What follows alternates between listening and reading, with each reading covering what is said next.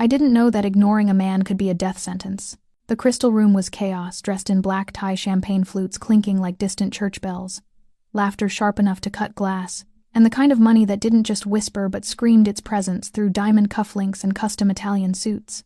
I'd been serving at these events for 2 years, long enough to perfect the art of invisibility. Smile, pour, disappear. That's what I was doing when he walked in. The room didn't go silent, that only happens in movies, but something shifted.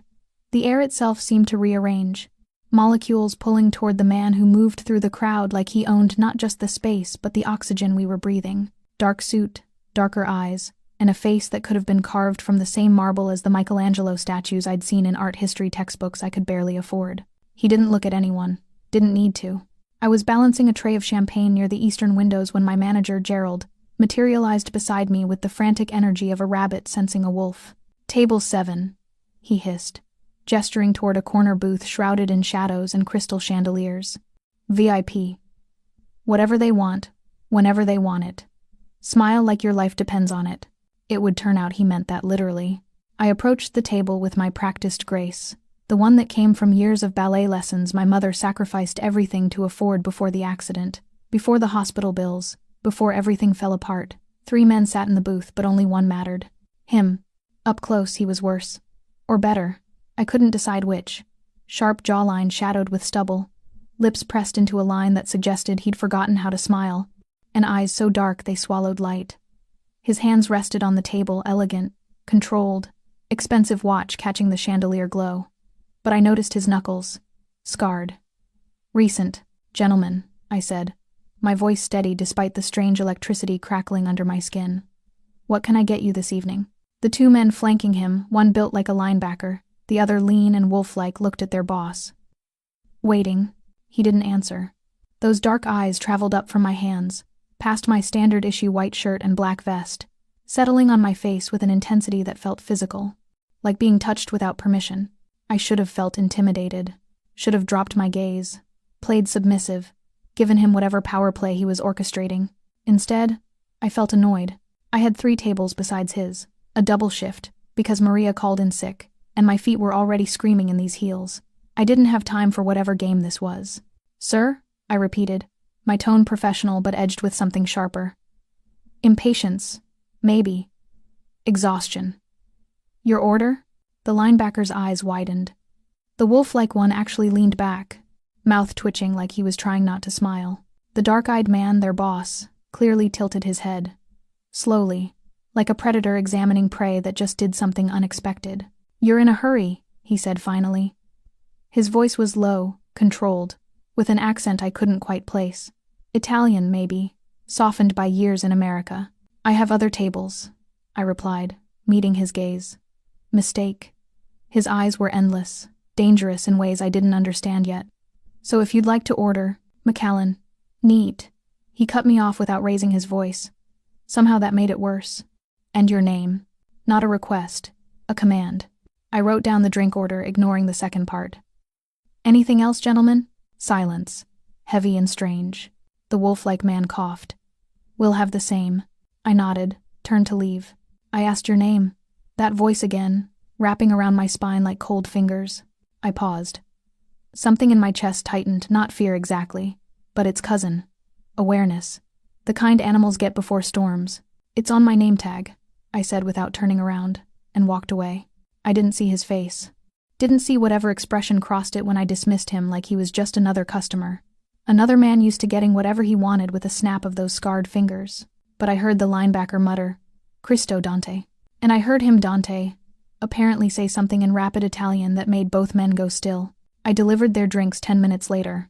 Dante's eyes tracked me the entire time, but he didn't speak. Just watched me set down the crystal glasses with hands that barely shook. Watched me straighten. Watched me leave. I felt his gaze like a brand between my shoulder blades. The rest of my shift blurred more champagne, more forced smiles, more feet screaming for mercy.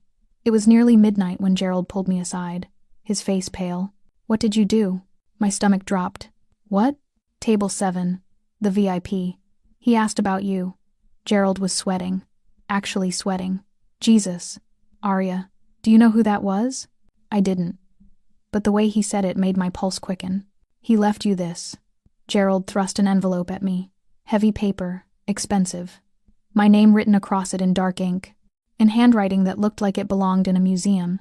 Inside, $500 bills and a card, black, embossed. Just a phone number and 2 words in that same elegant script. Call me.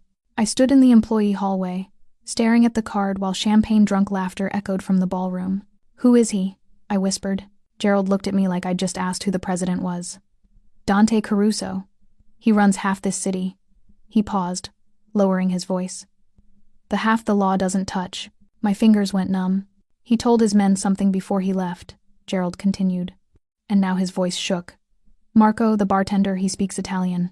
He heard. What did he say?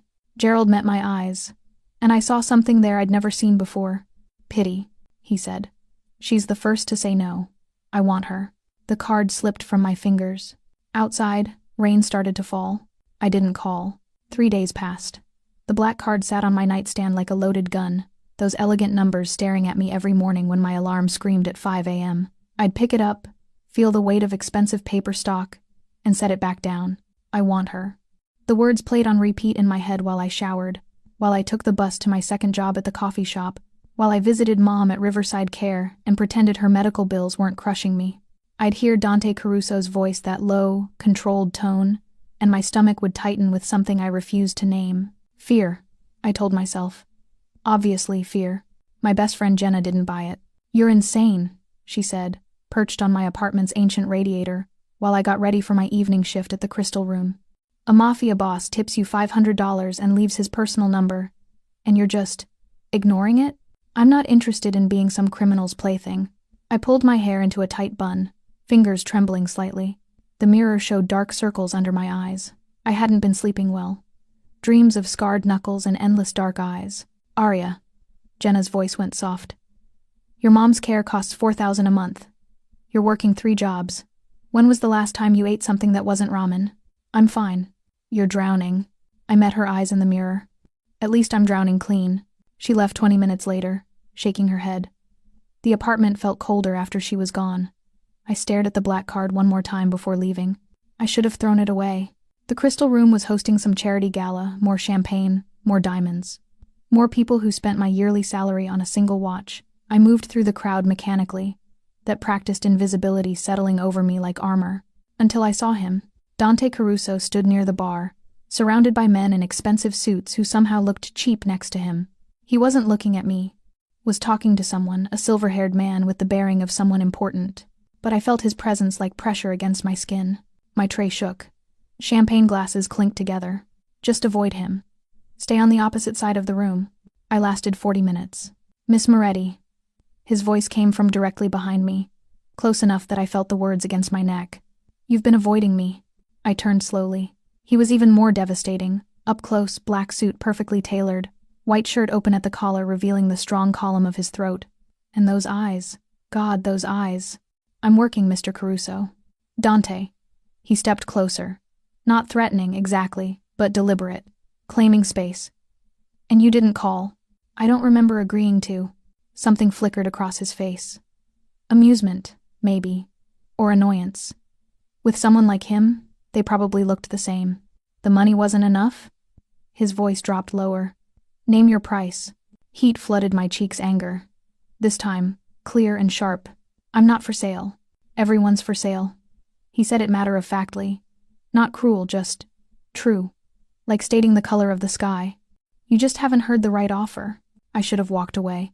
Should have smiled politely and disappeared into the crowd like I'd been trained. Instead, I stepped closer. Close enough to smell his cologne, something dark and expensive. Cedar and smoke. You don't know anything about me, I said quietly. I know your mother is at Riverside Care. Stroke victim. 2 years ago. His voice remained soft, but each word landed like a physical blow. I know you work 70 hours a week. I know your landlord raised your rent 3 months ago, and you've been sleeping 4 hours a night ever since. My blood went cold. How? I know you turned down a scholarship to Juilliard to take care of her. He leaned in just slightly. I know you're exhausted, Arya. I know you're drowning. Jenna's exact words. My throat tightened. What do you want from me? The question came out smaller than I intended. Dante's hand lifted slowly, giving me time to move away, and his fingers brushed my jaw. Gentle. The touch sent electricity down my spine despite everything. I want to help you. Why? I forced myself to meet his eyes. Men like you don't help people. They own them. His thumb traced my cheekbone. Perhaps I want to own you. I should have been terrified. Should have slapped his hand away. Run, called security. Instead, I stood frozen, drowning in those dark eyes while my pulse hammered against my ribs. Dante, the wolf-like man from before, appeared at his elbow. We need to leave. Now. Something changed in Dante's expression. The gentleness vanished, replaced by something cold and lethal. His hand dropped from my face. How many? 4. Outside. Marchetti's people. A muscle ticked in Dante's jaw. He looked at me one more time, and I saw something there I didn't understand. Regret, maybe.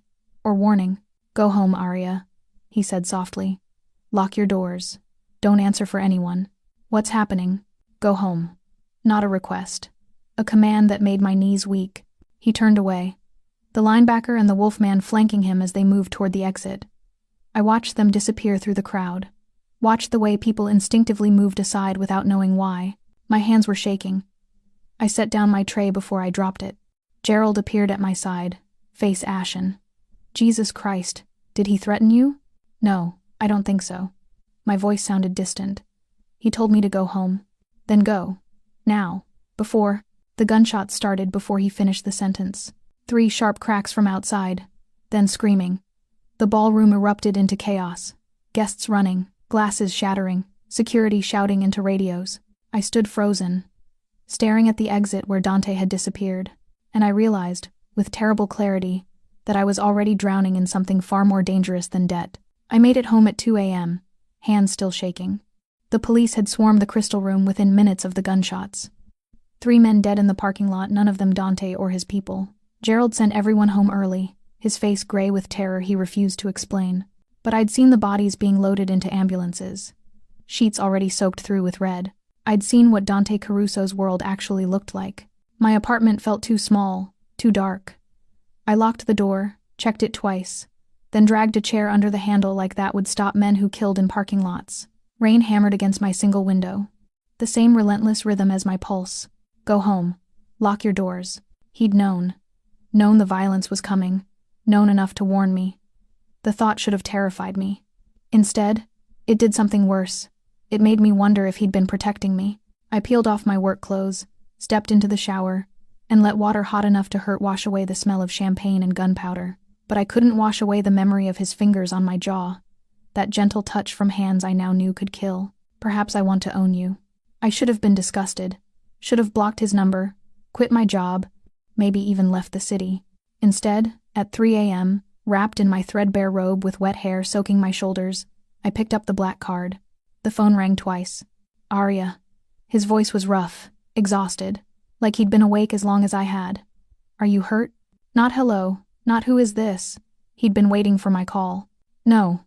I sat on my bed, pulled my knees to my chest. Are you? A pause. Long enough that I heard background noise, voices speaking rapid Italian, a door closing, then silence. I'm fine. He said it like he was used to lying about that. You shouldn't have called. You asked me to. That was before. His voice dropped lower, and I heard something in it I hadn't before. Regret. Real regret. Before you saw what I am, I saw 3 dead men. You saw 3 dead men who came to kill me, who would have hurt anyone in their way. A breath. Including a waitress who didn't have the sense to stay invisible. My throat tightened. Is that what I was supposed to do? Disappear? Yes. The word was brutal in its honesty. You were supposed to serve drinks, take my money, and forget I existed. Then why didn't you let me? Silence. Longer this time. I listened to him breathe, imagined him in some expensive penthouse with floor-to-ceiling windows, the city spread beneath him like something he owned. Because you looked at me like I was just a man, he said finally. Not a name, not a reputation, just a man. Something in my chest cracked open. Those men tonight, the ones who died, were sent by the Marchetti family, a rival organization. His voice went clinical, detached. They've been testing boundaries for months. Tonight was a statement. Did you kill them? Yes. No hesitation. No excuse. Just truth. Clean and sharp. I should have hung up. Should have called the police, even knowing they probably wouldn't touch someone like him. Instead, I asked, "Why are you telling me this?" "Because you deserve to know what you're walking into." A pause. "If you keep walking—" "I'm not walking anywhere." My voice came out steadier than I felt.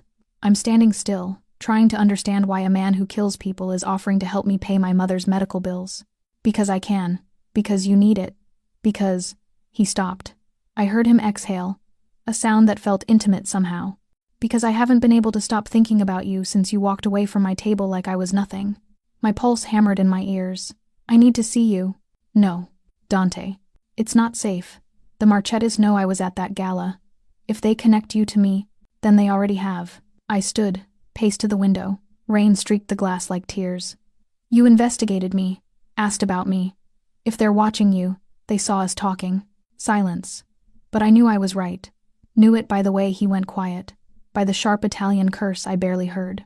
"Tomorrow," he said finally. "Noon. There's a cafe on Mercato Street, Angelo's. Sit by the window. Order coffee. Read a book. And then what? And then I'll know you're safe." His voice softened, just slightly. "Please, Arya, do this my way." I wanted to argue. Wanted to demand answers, clarity, some explanation for why my world had tilted sideways in the space of 3 days. Instead I said, "Okay, wear something warm, bring an umbrella." The specificity of it made my throat tight. Like he was already planning, already protecting. "Dante?" My voice came out barely a whisper. "Those 3 men.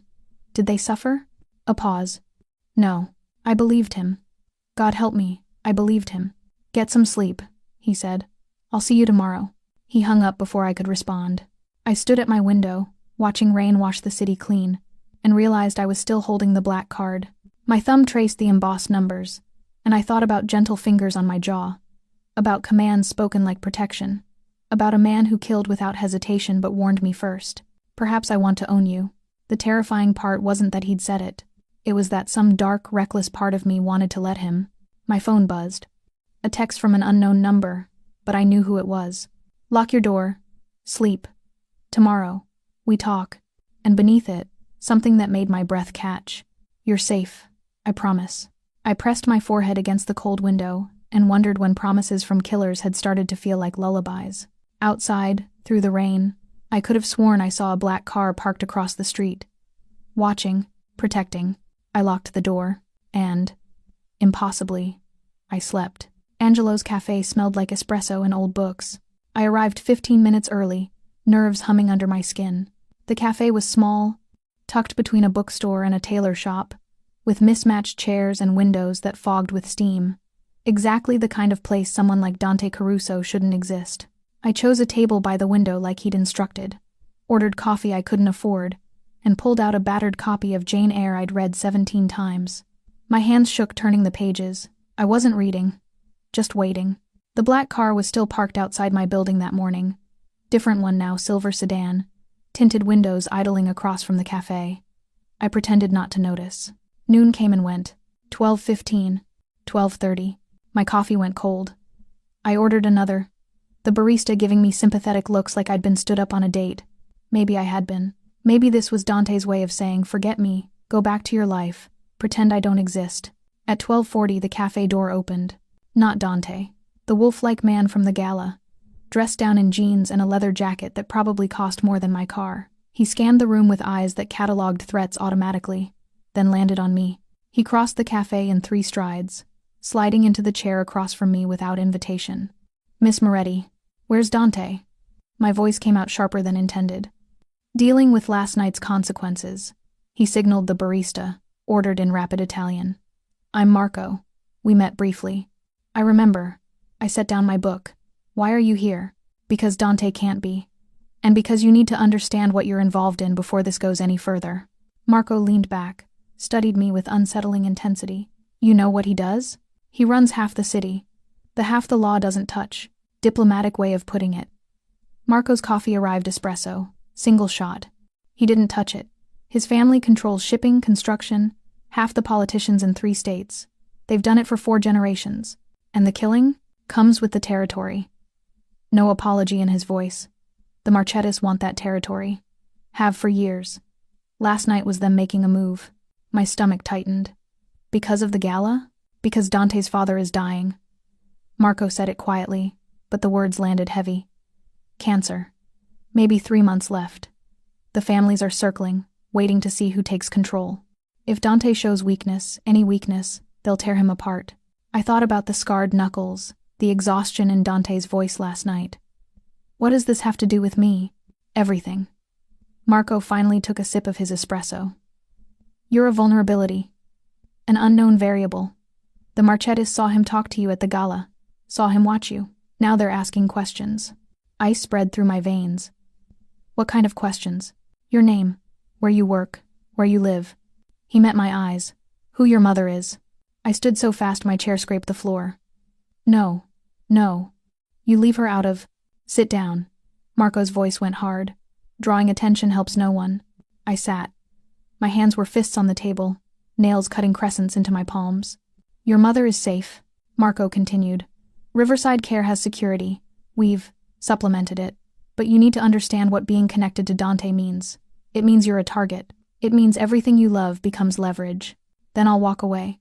My voice shook. I'll quit my job. Too late. Marco pulled out his phone, slid it across the table. A photograph filled the screen. Me, leaving my apartment this morning. In the background, barely visible, a man with a camera. Marchetti's people, Marco said. They've been watching you since last night. The cafe walls seemed to close in. I couldn't breathe properly. Why didn't Dante tell me himself? Because he's trying to protect you by staying away. Because seeing you again would make this worse. Marco pocketed his phone. Because he's torn between doing what's smart and what he wants. And what does he want? Marco almost smiled. You, obviously. Heat flooded my face despite everything. I don't understand any of this. I served him drinks. I ignored him. That's it. You did something no one does. You saw him and weren't impressed. Marco's expression softened slightly. Dante Caruso has spent his entire life being feared, obeyed, desired for his power. Then you looked at him like he was just another entitled customer. It broke something in him. I can't be what he wants. I don't belong in this world. No, Marco agreed. You don't. Which is exactly why he can't let you go. Outside, the silver sedan's engine started. Marco tensed, hand moving to something under his jacket. What is it? Change of plans. He stood, dropped cash on the table. Too much. Always too much with these men. Come with me, now. Where? Dante's sending someone to move your mother to a private facility. Better care, better security. You're coming with me until it's done. My heart hammered. I didn't agree to. Miss Moretti. Marco's voice went gentle for the first time. 3 hours ago, someone tried to access your mother's room at Riverside. They claimed to be family. The nurses turned them away, but... He paused. This isn't a request. Dante's protecting you whether you accept it or not. I grabbed my book, my bag, stood on legs that barely held me. Is he always like this? Making decisions for people? Only for people he cares about. Marco guided me toward the back exit, which, until you, was approximately no one. We stepped into the alley behind the cafe. Rain misted down, cold against my face. A black SUV waited, engine running. The door opened from inside. Dante sat in the shadows, suit jacket gone, shirt sleeves rolled to his elbows. Those dark eyes found mine immediately, and I saw everything in them: regret, determination, something raw that made my chest ache. Get in, Arya, he said quietly. Please. I should have run, should have screamed, fought, chosen literally anything else. Instead, I stepped into the car. The door closed behind me with a sound like fate. The SUV smelled like leather and rain and him. Dante didn't speak as the vehicle pulled into traffic. Just watched me with those endless dark eyes while Marco drove and the linebacker, whose name I still didn't know, rode shotgun. The partition between front and back was up. We were alone, essentially. Trapped in this expensive box hurtling through the city. My mother, I started, is being transferred to Street Catherine's private hospital as we speak.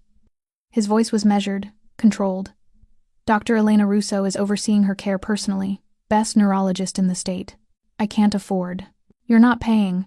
He shifted slightly, and I realized how close we were sitting, close enough to feel heat radiating from his body. Consider it handled. Anger flared in my chest. Sharp and welcome. Better than the fear. You can't just make decisions about my life without asking me.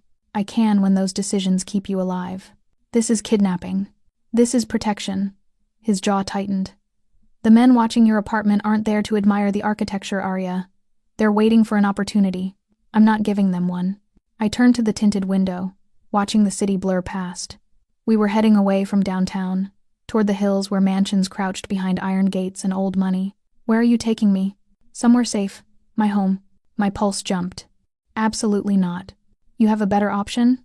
He leaned forward slightly, and I caught that scent again, cedar and smoke and something darker. Go back to your apartment where the Marchettis know your address? Sleep peacefully while they decide whether you're useful leverage or just a loose end? This is insane. My voice cracked. 3 days ago, I didn't even know you existed, and now you're drowning in my world. Something flickered across his face. Regret. I'm sorry for that. Truly. The sincerity in his voice made my throat tight. I forced myself to look at him, really look at him. Exhaustion shadowed his eyes. A bruise darkened his left cheekbone, barely visible. His knuckles were freshly scraped. You were in a fight, I said quietly. Last night. After the shooting. Yes. Did you win? His mouth curved slightly. Not quite a smile, but close. I'm still breathing. That's not an answer. It's the only one that matters in my world. He reached forward, opened a compartment, pulled out a bottle of water, handed it to me. Drink. You look pale. I took it because my hands needed something to do. How long do I have to stay at your home? Until I neutralize the threat. How long will that take? Days. Maybe weeks. He watched me open the bottle, watched me drink. I have a room prepared for you. Private bathroom. Anything you need. Marco will collect clothes from your apartment. No. I set down the water. I need to see my mother first, before anything else. Arya. No. I met his eyes. You want me to trust you? You want me to accept being uprooted from my entire life? Then I see my mother. I confirm she's safe. Non-negotiable. Silence stretched between us. Outside, rain started falling harder, drumming against the roof. Dante pulled out his phone, spoke in rapid Italian. A pause. Then he handed me the device. Dr. Russo, a woman's accented voice said. Your mother is resting comfortably. The transfer went smoothly. She's stable. Relief flooded through me so intensely I had to close my eyes. Can I see her? Of course. Mr. Caruso's driver is being rerouted now. I handed back the phone. Dante was watching me with an expression I couldn't read. Thank you, I whispered. Don't thank me. His voice went rough. This is my fault. My world. My consequences bleeding into your life. You didn't ask the Marchettis to target me. I asked you to notice me. Same thing. He looked away, jaw working. I should have left you alone. Should have taken the rejection and moved on. Why didn't you? The question hung between us. The SUV turned, began climbing into the hills. Mansion walls rose on either side, iron and stone and money. Because I've spent 34 years being exactly who my family needed me to be, Dante said finally. Ruthless, controlled, empty. And then you looked at me with those eyes and I remembered what it felt like to want something for myself. My breath caught. I'm not a thing you can possess. I know. He turned back to me, and the intensity in his gaze made my stomach flip. Which is why I can't let you go. Before I could respond, the SUV stopped. We'd arrived at a hospital private, discreet, surrounded by gardens even in the rain. 20 minutes, Dante said. Marco stays with you. Don't argue. I didn't. Just followed Marco through automatic doors into a lobby that smelled like antiseptic and expensive flowers. My mother's room was on the 3rd floor, overlooking a courtyard with fountains. She looked small in the pristine bed, hooked to machines that beeped steadily. But her color was better. The room was warm. Sunlight, whenever it returned, would pour through those windows. I sat beside her, took her hand. Mama, I don't know what I'm doing, I whispered in Italian. I don't know if I'm being saved or destroyed. Her fingers twitched slightly. She couldn't respond, hadn't spoken since the stroke. But I liked to think she heard. Marco cleared his throat from the doorway. Time.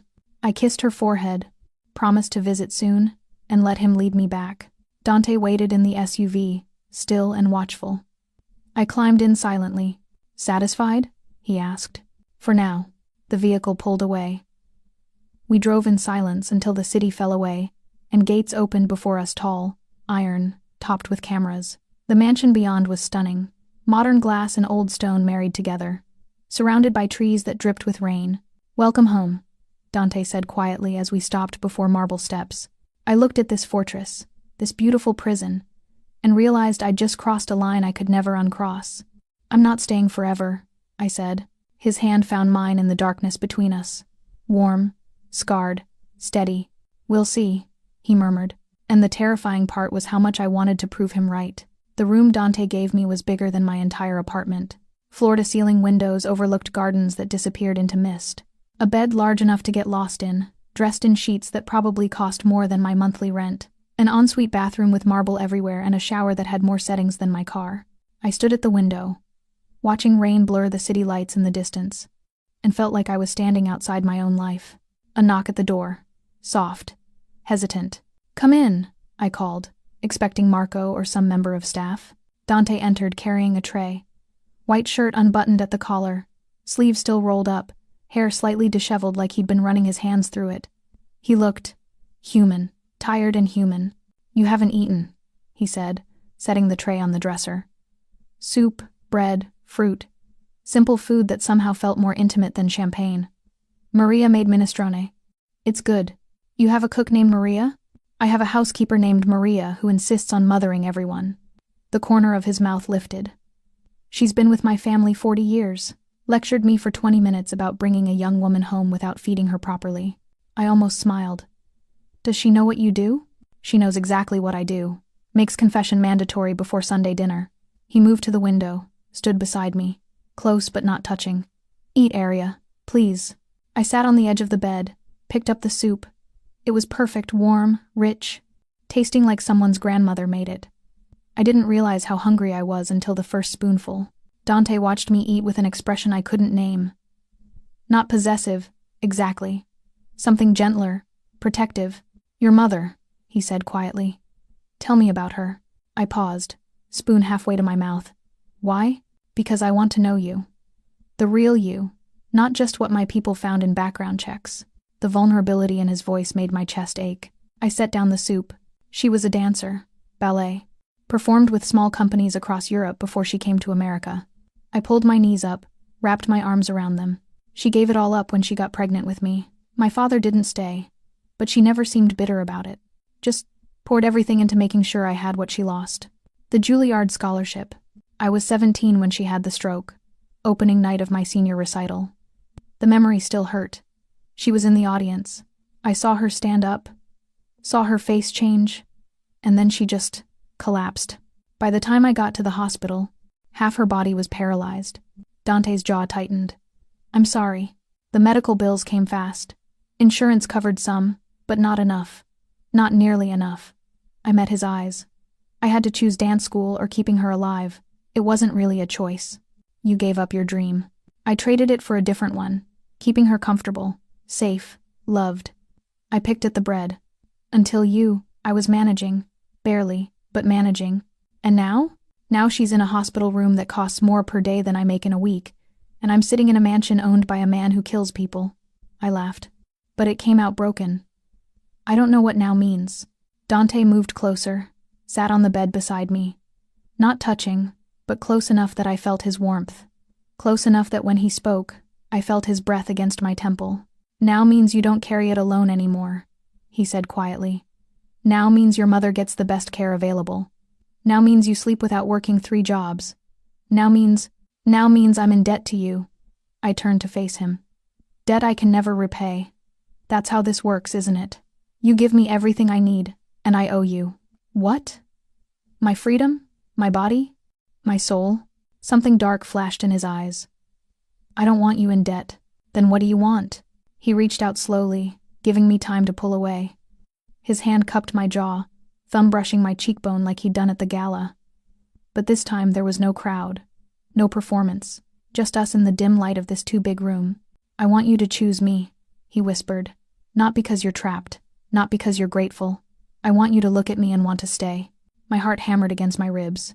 "You're a criminal." "Yes." "You've killed people." "Yes." "This can't work. We can't." He leaned closer, forehead almost touching mine. "I know. Then why are we doing this?" "Because I've been dead inside for 10 years, Arya. And you make me feel alive." The confession broke something open between us. I should have pulled away. Should have maintained distance. Remembered who he was, what he was capable of. Instead, I closed the gap. The kiss was soft, tentative. His lips barely brushing mine, asking permission even as I gave it. My hand found his shirt, fingers curling into the expensive fabric, and he made a sound low in his throat that sent heat pooling in my stomach. He pulled back slightly, breathing hard. We shouldn't. I kissed him again. Deeper this time, tasting wine and danger, and something I didn't have a name for. His hand slid into my hair, the other wrapping around my waist, pulling me closer until I was half in his lap. When we broke apart, we were both shaking. Arya, he breathed against my mouth. If we do this, if you let me touch you, I won't be able to let you go. Maybe I don't want you to. His eyes searched mine, looking for doubt, looking for fear, finding something else entirely. You're making a mistake, he whispered. Probably. I traced the bruise on his cheekbone. But it's mine to make. He kissed me again, slower this time, deeper. His hands gentle despite the violence I knew they were capable of, and I let myself fall into it, into him, into this impossible thing that would probably destroy us both. When his phone buzzed, we both froze. Dante pulled it out, read the message. His entire body went rigid. What is it? The Marchettis. His voice was ice. They took someone, one of my people. He stood, already moving toward the door. I have to go, I said, even though my lips still tingled from his kiss. Do what you need to do. He paused at the threshold, looked back at me with eyes that held too much. Lock this door. Don't open it for anyone but Marco or me. Then he was gone, and I was alone with the taste of him on my mouth and the terrifying knowledge that I'd just given my heart to a man who might not survive the night. I didn't sleep. The clock on the nightstand glowed 3:47 a.m. when I finally gave up pretending. Dante had been gone for 6 hours. No word, no update, just silence pressing against the windows like the rain. I pulled on the robe someone had left silk, expensive, smelling faintly of lavender, and opened my door. The hallway stretched in both directions, lit by sconces that cast shadows like secrets. Downstairs, I heard voices. Low, urgent. I shouldn't have gone down.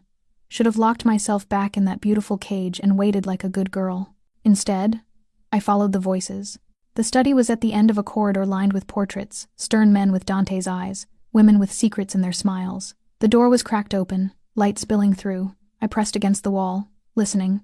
Can't keep doing this. Marco's voice strained. Antonio's in the hospital. They broke 3 ribs, shattered his jaw. He won't talk for weeks. He's alive. Dante sounded hollow. Destroyed. That's what matters. Is it? A woman's voice, sharp. Because from where I'm standing, you're bleeding soldiers while you play house with some waitress. My stomach clenched. Watch your mouth, Sophia. Dante's tone went lethal. Or what? You'll kill me too? A bitter laugh. I'm your sister, Dante. I've earned the right to tell you when you're being an idiot. Sister. I hadn't known he had a sister. The Marchettis took Antonio because they know I'm distracted, Dante said quietly. They're right. Then fix it. Sophia's heels clicked against hardwood. Send the girl away. End this before it ends you. Silence. My heart hammered so loud I was sure they'd hear it. I can't, Dante finally said. Can't or won't. Does it matter? His voice cracked slightly. She's already under my skin, Sophia. Sending her away won't change that. Then the Marchettis will use her to destroy you. Footsteps approached the door. And you'll let them because you've forgotten the first rule. Father taught us love is weakness in our world. The door swung open. I barely had time to step back before a woman emerged, tall, elegant, with Dante's dark eyes and a face that could cut glass. She stopped when she saw me, lips curving into something that wasn't quite a smile. Well, she said, the waitress has ears. I lifted my chin. The waitress has a name. Sophia Caruso. She extended a hand, perfectly manicured. The sister who cleans up my brother's messes. I didn't take it. Arya Moretti. The mess. Apparently. Something flickered in her eyes. Respect, maybe. Or amusement. I like her, she called over her shoulder to Dante. Shame she'll get you killed. She swept past me, leaving the scent of expensive perfume and colder truths. Dante appeared in the doorway. He looked wrecked, shirt untucked, tie gone, blood on his collar that I prayed wasn't his. When he saw me, something in his face crumbled. You heard. Enough. I stepped into the study. Books lined every wall, a desk dominated the center, and windows showed nothing but rain and darkness. Is it true? Antonio was taken because of me? Antonio was taken because the Marchettis are animals. He moved to a bar cart, poured amber liquid into a glass, drank it in one swallow. But yes, They're targeting my people because they know you matter to me. The admission hung between us. Then she's right, I said, voice steadier than I felt. Send me away. Before more people get hurt. No, Dante. No. He slammed the glass down. Do you think I haven't considered it?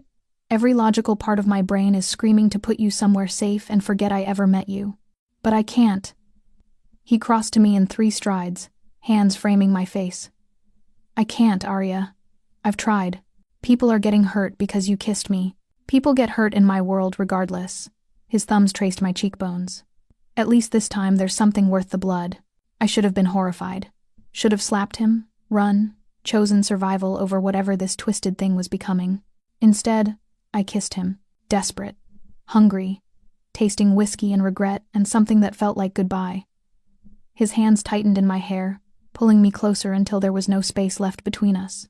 When we broke apart, we were both breathing hard. I can't be the reason you lose everything, I whispered against his mouth. You're the only reason I have anything to lose. He pressed his forehead to mine. Before you, I was just going through motions, playing a role. Now, his phone rang. He ignored it. It rang again. Answer it, I said. He pulled away, jaw tight, and checked the screen. Whatever he saw made his face go blank. What is it? He turned the phone toward me. A photograph filled the screen, my apartment building, engulfed in flames. Fire trucks, police cars, crowds gathering. My legs went weak. When, 20 minutes ago, his voice was ice over rage. Arson. Professional. The entire building is gone. Everything I owned. Photos of my mother dancing, my father's letters, the few possessions that tethered me to who I was before this nightmare started. Anyone hurt? I managed. No. The building was evacuated in time. He pocketed the phone. They wanted to send a message, not commit mass murder. What message? That they can take everything from you. He pulled me against his chest, arms wrapping around me like he could shield me from the world. That loving me costs everything. I buried my face in his shirt, breathing him in. I'm not leaving. Arya. I said I'm not leaving. I pulled back to meet his eyes. You think burning my apartment scares me? I've been scared since the night we met. But I'm still here. Still choosing this. Still choosing you. Something broke in his expression. He kissed me again, softer this time. Like I was something precious. Something worth protecting. When Marco burst through the door, we didn't move apart. We have a problem, Marco said, breathing hard. The Marchettis, they're demanding a meeting. Tomorrow night. They want to negotiate terms. Terms for what? I asked.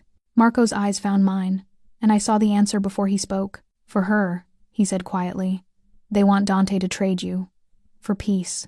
The room went silent except for rain against windows and my heartbeat in my ears. Dante's arms tightened around me. Tell them no, he said. Dante, tell them no, and prepare for war. War came at dawn. I woke to gunfire. Not close somewhere beyond the estate walls, but unmistakable. Sharp cracks that shattered the morning quiet and sent my heart into my throat. I threw on clothes, hands shaking as I yanked open the bedroom door. The hallway was chaos. Men in dark suits moving with military precision, weapons I'd only seen in movies, shouted commands in Italian. Marco appeared at my elbow before I'd taken 3 steps. Back in your room, now. What's happening? The Marchettis didn't wait for an answer. He pushed me toward the door. They're hitting our distribution center downtown. This is retaliation. Where's Dante? Gone. Left 2 hours ago. Marco's jaw tightened. He knew this was coming. The gunfire outside intensified. Closer now. My blood went cold. They're here, I whispered. Not yet. That's our perimeter defense. Marco pulled out his phone, barked orders. You stay in this room. Lock the door. There's a panic room behind the bookshelf, 3rd shelf. Red leather copy of Dante's Inferno. Pull it and the wall opens. I'm not hiding while. You're exactly what they want. He gripped my shoulders. If they breach the house, if they get to you, Dante will burn this entire city to ash. Don't give them that power. He was gone before I could argue. I locked the door. Stood in the center of that beautiful room, while violence erupted somewhere below. The rational part of my brain screamed to find the panic room, to hide, to survive. Instead, I went to the window. The estate grounds sprawled beneath me, manicured gardens, stone pathways, the high walls that were supposed to keep the world out. Except now the world was coming in. I saw muzzle flashes near the eastern gate, saw men running. A figure broke from the trees, running toward the house, limping. Dante. Even from a distance, I recognized the way he moved. But something was wrong. He stumbled, caught himself against a fountain, kept moving. Behind him, 3 men emerged from the trees, hunting him. I didn't think. Just ran, down the hallway, ignoring the shouts, down the main staircase, past Maria, who screamed my name, through the kitchen, out the side door into cold morning air that tasted like smoke. The gardens were a war zone. Bodies on the ground, I didn't look to see whose side. Broken statuary, blood on white roses. I found Dante collapsed behind a hedge, breathing hard, hand pressed to his side. Red seeped between his fingers. Jesus Christ, I breathed, dropping beside him. You're shot. Grazed. His eyes went wide when he saw me. What the hell are you doing out here? Saving you, apparently. I ripped off my jacket, pressed it against the wound. He hissed in pain. Can you walk? Arya, you need to. Footsteps. Close.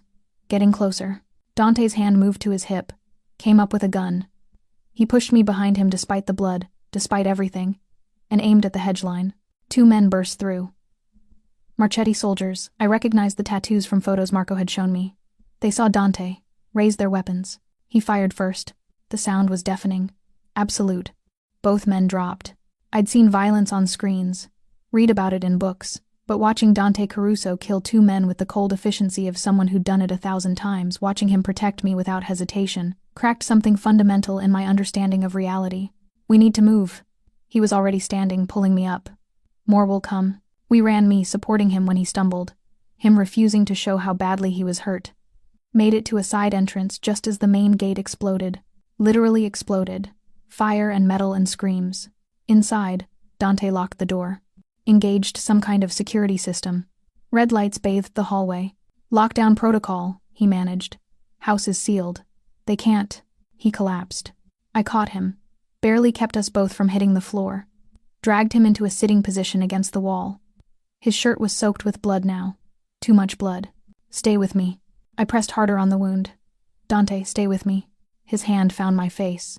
You should have stayed in the room. And let you bleed out alone? Not a chance. Stubborn woman. You literally declared war rather than give me up. My voice cracked. Don't you dare die on me now. His thumb traced my cheekbone, leaving a streak of blood. I've done terrible things, Arya. Killed men, destroyed families, built an empire on suffering. I know. You deserve better than this. Better than me. Stop talking and save your strength. Tears burned my eyes. I wouldn't let them fall. Help is coming, if I don't make it. Stop. If I don't make it, he continued, voice going soft. Marco has instructions. Your mother's care is guaranteed. The house in Tuscany, it's yours. Everything I have. I kissed him. Hard, tasting copper and desperation. You're not dying, I said against his mouth. I didn't trade my entire life for a man who's going to leave me a widow before we even... I stopped, realized what I'd almost said. His eyes cleared slightly. Before we even what? Survive this, I finished lamely. Liar. He smiled. Actually smiled, even bleeding out. You were going to say before we even get married. Delusional from blood loss. Arya Moretti. He pulled me closer with strength he shouldn't have. If I survive this, when I survive this, I'm making you mine. Properly. Rings and vows and forever. That's the blood loss talking. That's the only true thing I've ever said. His eyes started to flutter closed. Dante, Dante, no. Footsteps thundered down the hallway. Marco and 3 others. A woman in scrubs carrying a medical bag. Dr. Chen, Marco said. Fix him. They pulled me away. I watched them work. Watched them cut away Dante's shirt. Watched him pale and still on that blood-soaked floor. Marco's hand found my shoulder. The Marchettis are retreating. We won. I looked at Dante unconscious, bleeding, but alive, and realized we hadn't won anything. We'd just raised the stakes. Dr. Chen looked up, face grim. I need an operating room. Now. The bullet's still in there, it wasn't a graze. As they carried him away, Dante's hand fell open. In his palm, a small velvet box. I picked it up with shaking fingers. Opened it. A ring. Simple, beautiful, old. Marco saw it. Swore softly in Italian. That was his grandmother's, he said quietly. He's been carrying it for 3 days. I closed my fist around it and followed them toward whatever came next. Dante survived the surgery. Barely. Dr. Chen emerged after 4 hours, exhausted, blood on her scrubs. The bullet nicked his liver. Another centimeter and… She stopped. Didn't need to finish. He's stable, strong, lucky. I'd been pacing the hallway outside his private medical suite. Yes, he had a private medical suite in his mansion for those 4 hours. Marco brought coffee I didn't drink. Sophia arrived sometime around hour 2. Took one look at me and said nothing. Just sat, waited. Can I see him? My voice was hoarse from not speaking. He's unconscious. Will be for several more hours. Dr. Chen peeled off gloves. But yes, 10 minutes. I took 15. The room was dim, machines beeping steadily.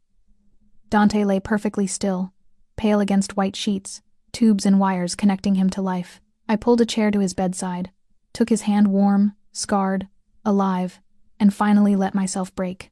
The tears came silent and endless. For the violence, for the fear, for the impossible choice between walking away and drowning deeper in a world that would eventually kill us both. You're an idiot, I whispered to his unconscious form. Starting a war over me, carrying your grandmother's ring, making promises you might not survive to keep. His fingers twitched in mine. Still unconscious, but some part of him heard. I can't do this, I continued. I can't watch you die. Can't become the reason more people get hurt. Can't. Yes, you can. Sophia's voice came from the doorway. She entered silently, elegant even in the aftermath of violence. Because the alternative is walking away, and we both know you won't. I wiped my eyes. He almost died. He's been almost dying since he was 16. She moved to the other side of the bed, looked down at her brother with an expression I couldn't read. First time our father sent him to collect a debt. The man pulled a knife. Dante came home with 7 stitches and a reputation for not backing down. That's supposed to comfort me? No. It's supposed to prepare you. Sophia met my eyes.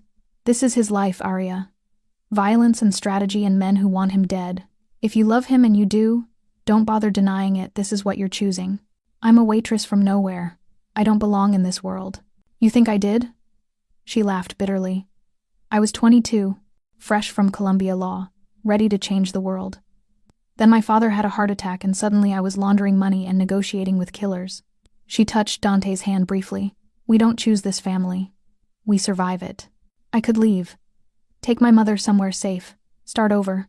You could. Sophia walked to the window, looked out at gardens still marked by violence. The Marchettis would eventually lose interest. You'd spend the rest of your life looking over your shoulder, but you'd survive. But my brother would be destroyed. She turned back to me. I've watched him become colder, harder, emptier every year. Until some stubborn waitress treated him like a human being instead of a monster. Her voice softened. Don't leave him, Arya. He won't survive losing you. He survived before I existed. No, he didn't. He just hadn't realized he was dead yet. The machines beeped. Dante breathed. The moment stretched. What happened to the Marchettis? I asked quietly. Retreated. For now. Sophia's jaw tightened. Dante took out 7 of their men this morning. They lost the distribution center. But this isn't over. Giovanni Marchetti doesn't forgive losses. So what happens next? Dante recovers, regroups, and then… She paused. And then he'll ask you to marry him properly. Not with a ring in his pocket while bleeding out. He'll do it right. My heart stuttered. How do you… I know my brother. Know what that ring means. She moved toward the door, paused. He's offering you everything he is. The violence and the tenderness, the empire and the target on your back. The question is whether you're brave enough to say yes. She left me alone with him. I sat there as afternoon became evening, as Dante's color slowly returned, as the world outside continued spinning without us. Marco brought food I picked at. Dr. Chen checked vitals, adjusted medication, told me to rest. I couldn't. At midnight, Dante's eyes opened. Unfocused at first, then sharpening as they found me. His hand tightened around mine. You're still here, he rasped. Where else would I be? Safe. Away from me. He tried to sit up, winced, fell back. The attack is over. We're fine. You're fine. I pressed a hand to his chest, felt his heart beating strong and steady. Don't move. Doctor's orders. Arya, you were carrying a ring. Silence. His eyes never left mine. My grandmother's, he said finally. She was the only person in my family who believed in love. Died believing my grandfather actually had a heart somewhere under the violence. He paused. I wanted you to have it. Even though it might get me killed? Because I can't imagine my life without you in it. His free hand found my face. I know it's insane. Know I should let you go. But I'm a selfish bastard, Arya. I want you. Want mornings and arguments and the way you look at me like I'm worth saving. Tears burned my eyes again. You can't promise me safety. No. Can't promise this won't end in blood. No. Can't even promise you'll survive the next year. No. His thumb caught a tear sliding down my cheek. But I can promise I will love you with everything I am. Protect you with everything I have. And if this world takes me, you'll be provided for. Protected, free. I don't want to be free. I want you. The confession hung between us, enormous and terrifying. Dante pulled me down, kissed me soft and deep despite the pain it must have caused. When we broke apart, we were both breathing hard. Marry me, he whispered. Not because of debt or protection or fear. Marry me because you love me. I should have said no. Should have chosen survival. Yes, I breathed instead. His smile was blinding. Outside, thunder rolled. Or maybe it was gunfire. With Dante Caruso, I'd never be sure of the difference. The wedding happened 3 weeks later. Not the grand affair I'd imagined as a girl, no cathedral, no hundreds of guests, no white dress that cost a fortune. Instead, a small chapel on Dante's estate, dawn light filtering through stained glass, and 12 people who mattered. My mother was there. Dante had arranged transport, nurses, everything. She sat in her wheelchair in the front row, and when I walked down the aisle, no father to give me away. Just my own 2 feet carrying me toward my choice. Her eyes were clear. Present, she smiled. That was worth everything. Dante stood at the altar in a black suit, still moving carefully from the healing wound. And when he saw me, his expression cracked open. Love and terror and desperate hope all at once. Marco stood as best man. Sophia as my maid of honor, having insisted with the kind of authority I was learning ran in the Caruso family. Dr. Chen attended, along with Maria and a handful of Dante's most trusted people, and 2 men in dark suits by the doors, always watching, always ready. Because even on our wedding day, the war wasn't over. Father Giuseppe, who'd baptized Dante, confirmed him, and clearly knew exactly what sins he was committing, spoke in Italian and English about love and sacrifice, about choosing each other daily, about grace and darkness. When Dante slid the ring onto my finger, his grandmother's ring, sized to fit perfectly, his hands shook. I, Dante Caruso, take you, Arya Moretti, to be my wife, he said quietly. To love and protect, to cherish and defend, for whatever time we're given. In this life and whatever comes after. Not the traditional vows. Better. My turn. I held his hands, felt the scars under my fingers, and spoke the truth. I, Arya Moretti, take you, Dante Caruso, to be my husband. To love despite the fear, to trust despite the violence, to believe that even in darkness we can find light. I paused. For however long we have, together. Father Giuseppe blessed us in Latin, declared us married. Dante kissed me like a man drowning, and I was air. The reception was breakfast in the garden. Champagne and pastries, laughter that felt stolen from the jaws of violence. My mother stayed for an hour before exhaustion claimed her. I kissed her forehead, promised to visit tomorrow, watched the medical transport take her away. She looked happy, Dante said, appearing at my side. She was. I leaned into him, careful of his healing side. Thank you. For all of it. You keep thanking me for things I'd do without question. He wrapped an arm around my waist. You're my wife now. Your joy is my job. Your job is running a criminal empire. That too. He smiled against my hair. But you're the part I care about. We stayed like that, watching the sun climb higher, until Marco approached with the expression that meant business. Sorry to interrupt, he said. But we have a situation. Dante's entire body tensed. What kind? Giovanni Marchetti. He's requesting a meeting. Says he's coming alone, unarmed, under white flag. Marco's jaw tightened. Says he wants to negotiate terms. Officially this time. I felt Dante's heartbeat accelerate under my palm. When? Tomorrow. Neutral ground. The old warehouse district. It's a trap, I said quietly. Probably, Dante agreed. But refusing means the war continues indefinitely. More attacks, more blood. He looked down at me. I have to go. Then I'm coming with you. Absolutely not. I'm not asking permission. I stepped back, met his eyes. This war is about me, about us. I deserve to be there when it ends. Arya. She's right. Sophia materialized from somewhere. Champagne in hand. Giovanni's a traditionalist. Seeing her there, seeing that Dante married her despite everything, it makes a statement. Shows he won't be intimidated. Or it puts her directly in his crosshairs, Dante countered. I'm already in his crosshairs. I touched his face, felt the tension in his jaw. Let me stand beside you, as your wife, as your equal. Something shifted in his expression. Pride mixed with terror. If anything happens, then we face it together. I kissed him softly. That's what marriage means, right? He pulled me close, buried his face in my hair. You're going to give me a heart attack before I'm 40. Better than a bullet. His laugh was broken. Debatable. The next day came too fast. The warehouse was exactly what I'd expected, abandoned.